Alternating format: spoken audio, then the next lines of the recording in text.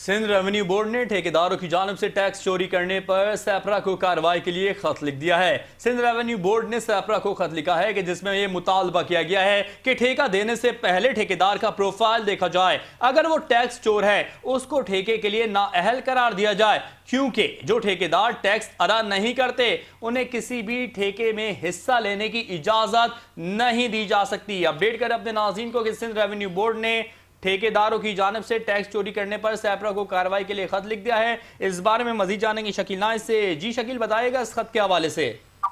ये देखें, गैर रजिस्टर और गैर फाइल ठेकेदारों या प्रोवाइडर्स को सिंध रेवेन्यू बोर्ड ने सैपरा को खत लिखकर सख्त कार्रवाई का गुजारिश की है।